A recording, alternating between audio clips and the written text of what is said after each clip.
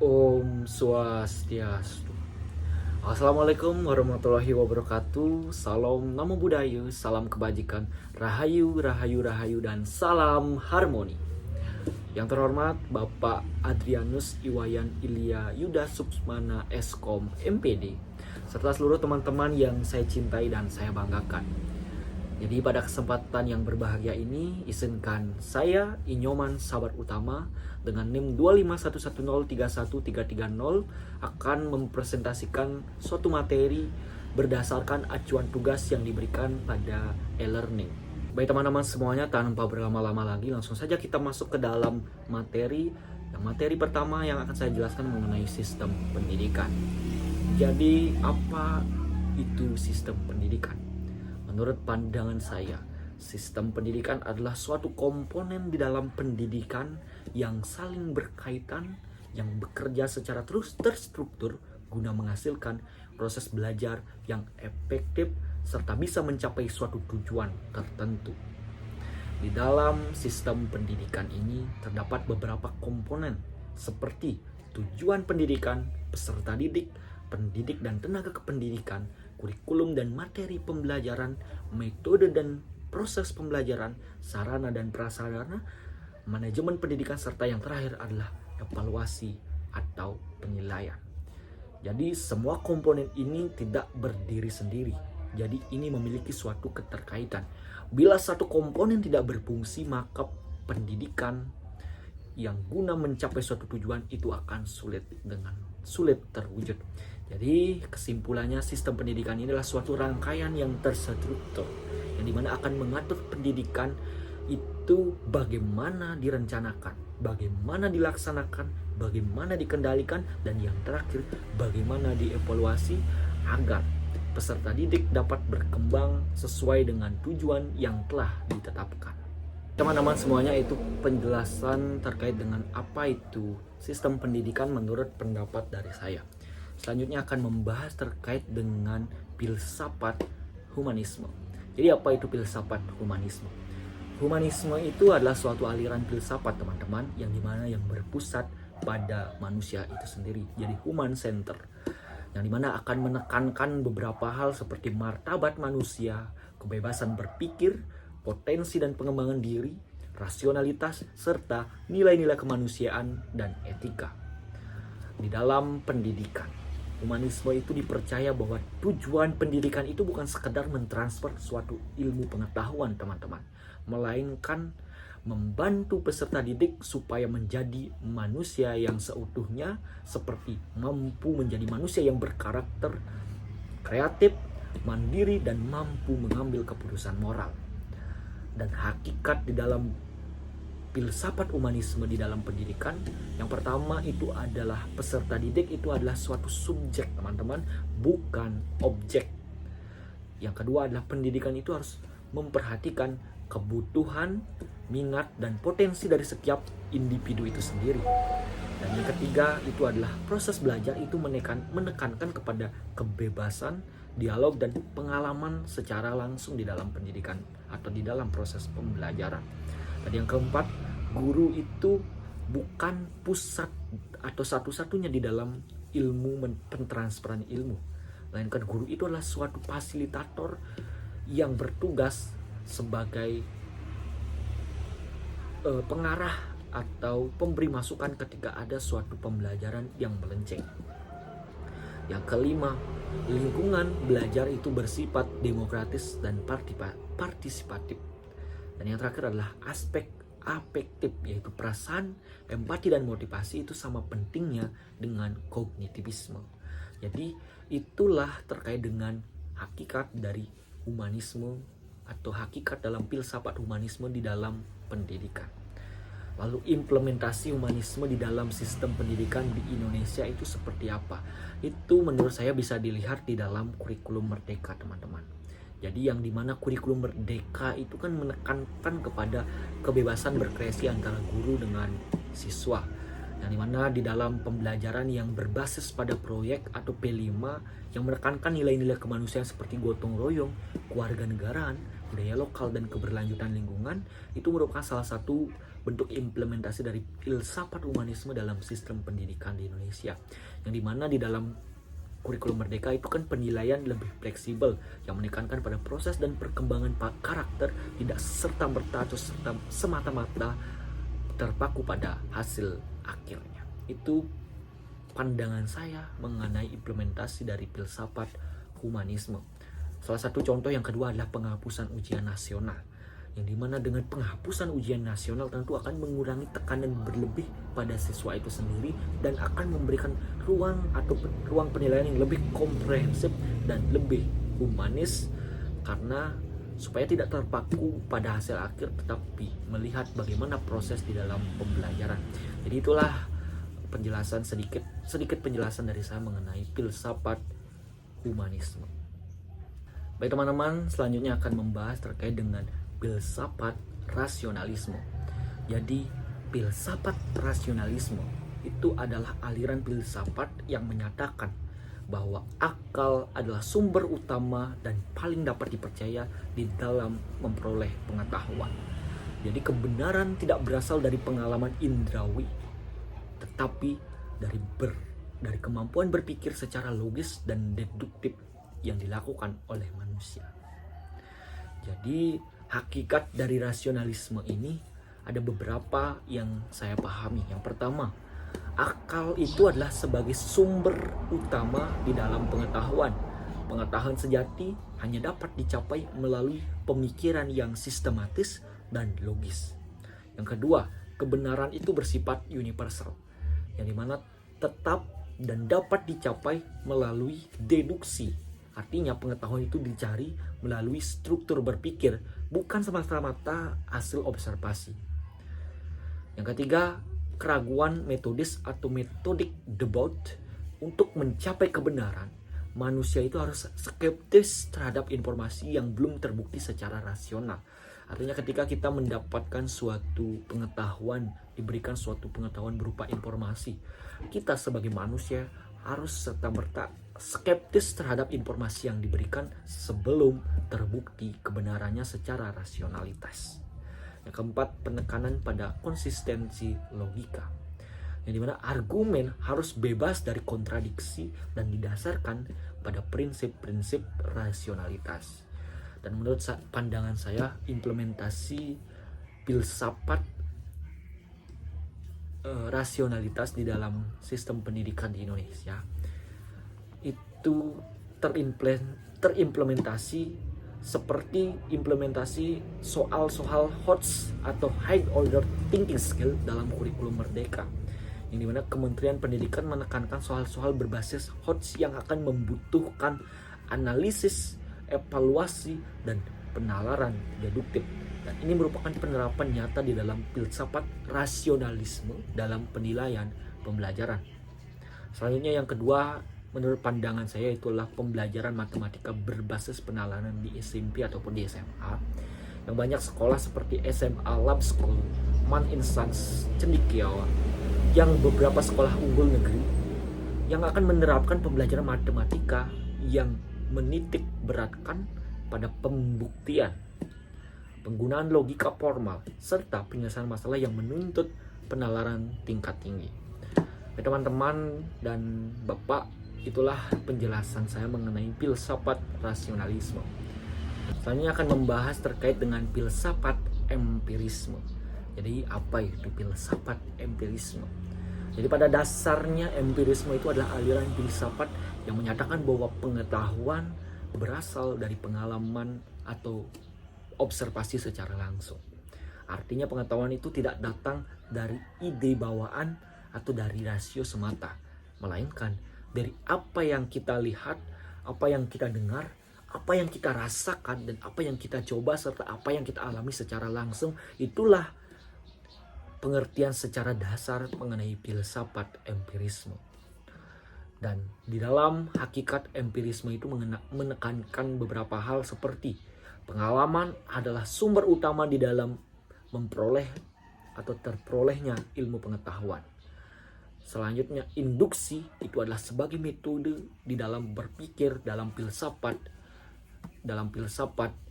empirisme, yang dimana menarik kesimpulan itu dari contoh-contoh khusus menuju generalisasi. Dan yang ketiga, pentingnya observasi dan eksperimen. Karena seperti definisi tadi bahwa sumber pengetahuan itu diperoleh secara pengalaman atau observasi. Jadi keilmuan berkembang melalui pengamatan, pengukuran, serta melalui pembuktian. Dan yang keempat, sikap skeptis terhadap dogma. Yang artinya, klaim pengetahuan harus dibuktikan oleh pengalaman nyata bukan melalui tradisi atau otoritas semata. Dan menurut pandangan saya, implementasi empirisme dalam sistem pendidikan itu dapat dilihat melalui metode pembelajaran seperti pembelajaran berbasis praktik atau hands-on learning, yang berarti siswa tidak hanya mendengarkan teori tetapi mencoba secara langsung. Dan peran empirisme ini di dalam sistem pendidikan dilihat dari kurikulum merdeka, yang dimana kurikulum merdeka itu akan menekankan student centered learning, project based learning, yaitu melalui penguatan profil pelajar Pancasila atau P5, dan kontekstual pembelajaran dengan dunia nyata. Dan ini sangat sejalan dengan prinsip dari empirisme. Baik, itulah penjelasan saya terkait dengan filsafat empirisme. Baik, selanjutnya akan membahas terkait dengan filsafat kritisme. Jadi apa itu filsafat kritisme? Filsafat kritisme terutama dikembangkan oleh Immanuel Kant sebagai jembatan antara filsafat rasionalisme dengan empirisme. Jadi kritisme itu akan menekankan bahwa pengetahuan berasal dari dua sumber, yaitu empiris, yaitu indera atau informasi secara langsung atau secara pengalaman, dengan rasional, yaitu akal yang dimana memproses, menyusun dan memberi struktur pada data. Dengan kata lain, pengetahuan tidak murni dari pengalaman, tetapi tidak murni juga dari akal, tetapi itu adalah suatu kombinasi dari keduanya. Dan inti dari pemikiran kritisme ini adalah kemampuan manusia itu terbatas. Jadi akal itu punya batas. Dan semua pengetahuan itu harus diuji secara kritis, bukan diterima begitu saja. Dan manusia itu sebagai subjek aktif yang akan membentuk pengetahuan, bukan hanya menerima realitas. Dan terakhir yaitu kebenaran harus melewati penyaringan kritis seperti analisis, refleksi, dan evaluasi. Jadi hakikat pada kritisme itu adalah filsafat kritis adalah upaya memeriksa dasar-dasar pengetahuan, metode, dan batas kemampuan manusia. Orientasi utamanya adalah berpikir reflektif, analitis, objektif, namun sadar subjektivitas manusia. Dan implementasi kritisme dalam sistem pendidikan Indonesia dapat dilihat secara ideal dalam sistem pendidikan Indonesia, terutama pada kurikulum K13 atau kurikulum 2013 hingga kurikulum Merdeka, seperti mendorong siswa untuk berpikir kritis. Jadi siswa tidak hanya menghafal tetapi mampu mengolah informasi. Serta contoh lain yaitu seperti pembelajaran berbasis masalah atau problem based learning, yang dimana siswa dihadapkan pada persoalan, lalu siswa disuruh untuk menganalisis dan menyimpulkan, bahkan memberikan solusi terkait dengan permasalahan yang telah diberikan. Jadi itulah penjelasan dari saya terkait dengan filsafat kritisme. Baik, untuk selanjutnya akan membahas terkait dengan filsafat konstruktivisme, yang dimana konsep dasar dari filsafat konstruktivisme itu adalah pandangan yang menegaskan bahwa pengetahuan tidak tertransfer secara langsung dari guru kepada peserta didik, tetapi dibangun sendiri oleh peserta didik melalui pengalaman, interaksi langsung dengan lingkungan sekitarnya, serta melalui refleksi. Jadi hakikat konstruktivisme itu menekankan bahwa pengetahuan bersifat subjektif dan dibangun secara bertahap. Selanjutnya, belajar adalah proses yang aktif, bukan proses yang pasif.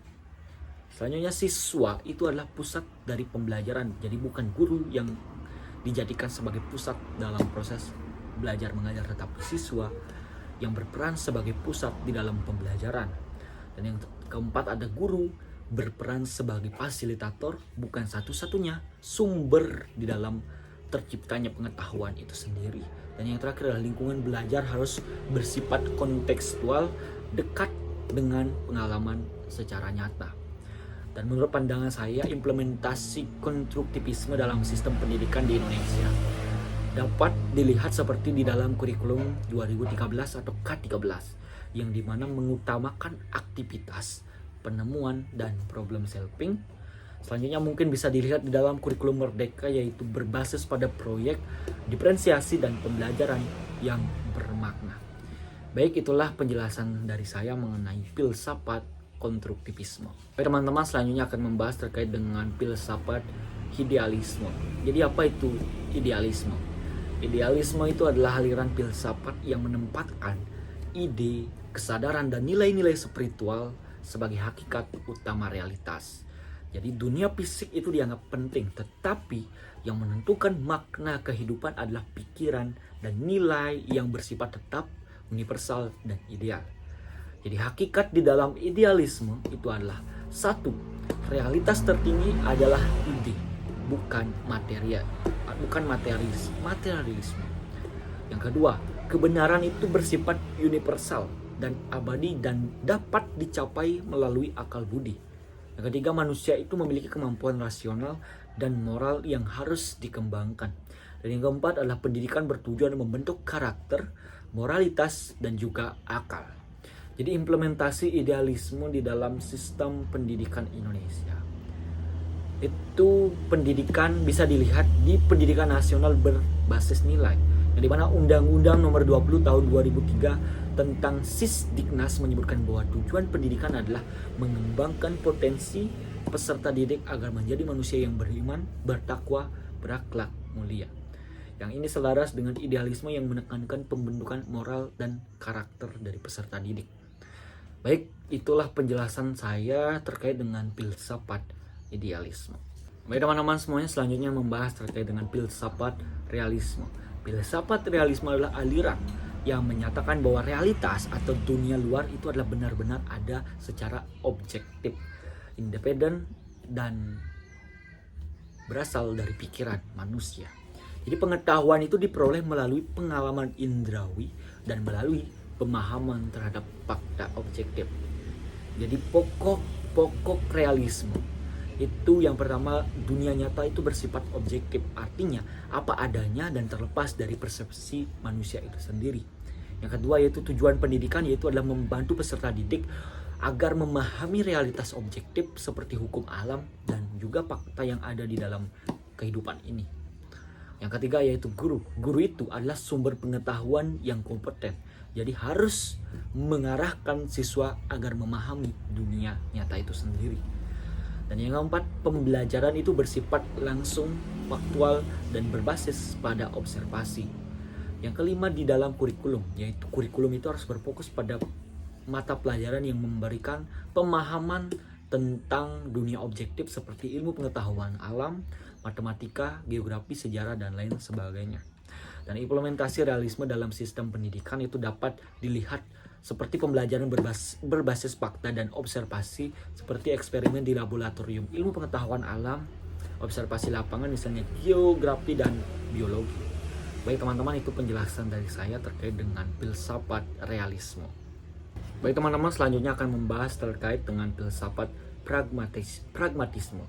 Jadi filsafat pragmatisme itu adalah suatu filsafat atau aliran filsafat yang intinya dari filsafat ini adalah menekankan pada suatu kebenaran yang ditentukan oleh manfaat praktis dan konsekuensi secara nyata di dalam kehidupan. Jadi pokok dari hakikat pragmatisme. Yang pertama, truth is what works, yang artinya sebuah ide dianggap benar jika berfungsi, bermanfaat, dan dapat memberikan solusi praktik. Yang kedua, belajar itu adalah proses yang aktif, yang dimana pengetahuan bukan sesuatu yang dihafal, tetapi sesuatu yang dibangun lewat pengalaman dan pemecahan masalah. Yang ketiga, education for life. Jadi pendidikan dipandang sebagai sarana untuk mempersiapkan peserta didik untuk menghadapi kehidupan nyata, bukan sekedar untuk menguasai suatu teori saja. Yang keempat, perubahan adalah keniscayaan. Jadi mana pendidikan harus bersifat adaptif dan fleksibel, mengikuti perkembangan sosial, teknologi, dan kebutuhan masyarakat. Nah, terakhir adalah demokratis yang artinya pragmatisme, menekankan kerjasama, diskusi, partisipasi, dan hubungan dua arah antara guru dan peserta didik. Jadi peran pragmatisme dalam sistem pendidikan atau implementasinya itu dapat dilihat seperti penerapan PBL atau Problem Based Learning, yang dimana banyak sekolah menekankan PBL atau Problem Based Learning, yang dimana akan menekankan siswa untuk observasi secara langsung, menganalisis serta memberikan solusi dari permasalahan tersebut. Jadi itulah implementasi di dalam sistem pendidikan Indonesia. Kalau di dalam sistem pendidikan Indonesia itu dilihat dari kurikulum merdeka, seperti kurikulum merdeka yang dipengaruhi oleh pragmatisme, yang dimana seperti proyek penguatan profil pelajar Pancasila atau P5. Itulah penjelasan saya terkait dengan filsafat pragmatisme. Baik teman-teman, selanjutnya akan membahas terkait dengan filsafat eksistensialisme. Eksistensialisme adalah aliran filsafat yang menekankan pada eksistensi individu seperti kebebasan, pilihan, tanggung jawab, otentisitas, dan pengalaman subjektif manusia. Filsafat ini berkembang melalui tokoh seperti Soren Kierkegaard, dan hakikat dari eksistensialisme ini yaitu yang pertama, eksistensi mendahului esensi, yang artinya individu itu tidak terikat oleh hakikat bawaan, melainkan membentuk dirinya melalui pilihan dan tindakan. Yang kedua adalah kebebasan dan tanggung jawab. Manusia bebas menentukan pilihan hidupnya, tetapi kebebasan itu disertai dengan tanggung jawab penuh terhadap akibat dari pilihannya. Selanjutnya untuk implementasi dari eksistensialisme di dalam sistem pendidikan Indonesia. Jadi eksistensialisme itu memandang pendidikan sebagai upaya membantu peserta didik menemukan dirinya sendiri, bukan sekedar mengisi dengan pengetahuan. Jadi prinsip-prinsip pendidikan berbasis eksistensialisme itu seperti peserta didik sebagai individual unit. Yang artinya pendidikan harus memfasilitasi kebebasan berpikir dan kesempatan untuk mengekspresikan diri. Adapun contoh implementasi eksistensialisme di Indonesia seperti kebebasan peminatan di SMA pada saat kurikulum merdeka. Jadi di beberapa SMA di Indonesia itu diberi kebebasan untuk memilih mata pelajaran lanjutan, tidak harus IPA, tidak harus IPS. Dan itulah penjelasan dari saya terkait dengan filsafat eksistensialisme. Baik, yang terakhir yaitu akan membahas terkait dengan filsafat pendidikan Pancasila. Jadi filsafat Pancasila itu adalah suatu landasan filosofis yang mana bersumber dari nilai-nilai Pancasila sebagai dasar negara, pandangan hidup, dan ideologi bangsa. Dalam konteks pendidikan, Pancasila memberikan arah untuk apa pendidikan itu dijalankan, bagaimana prosesnya, dan nilai apa yang ingin dibentuk. Itu hakikat dalam Pancasila atau filsafat Pancasila seperti ontologi, yang dimana berbicara mengenai hakikat manusia sebagai dasar Pancasila, dan epistemologi, yaitu Pancasila adalah cara memperoleh pengetahuan yang bersumber dari nilai budaya bangsa, pengalaman sejarah, kearifan lokal, dan konsensus nasional. Yang ketiga adalah aksiologi, yang dimana Pancasila memuat nilai moral, sosial, dan spiritual, dan nilai-nilai ini menjadi dasar pembangunan karakter warga negara. Dan filsafat Pancasila dalam pendidikan, dalam sistem pendidikan, itu dilihat implementasinya seperti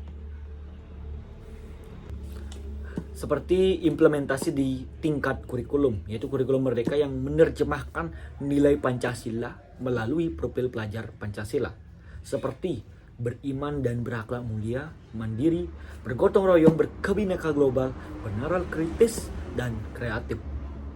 Jadi selanjutnya terkait dengan filsafat Pancasila seperti di pendidikan PPKN, pendidikan agama, dan proyek P5 yang dirancang untuk menginternalisasi nilai Pancasila secara langsung. Jadi itulah penjelasan dari saya terkait dengan filsafat pendidikan Pancasila. Jadi secara keseluruhan itulah 11 pertanyaan yang telah diberikan di e-learning yang telah saya jawab. Dan saya meminta maaf jikalau yang jawaban dari saya mungkin memiliki kekurangan. Saya memohon maaf yang sebesar-besarnya. Jadi saya akhiri dengan mengaturkan para masanti. Om Santi, Santi, Santi Om. Assalamualaikum warahmatullahi wabarakatuh. Salam Namo Buddhaya, salam kebajikan, rahayu, rahayu, rahayu, dan salam harmoni.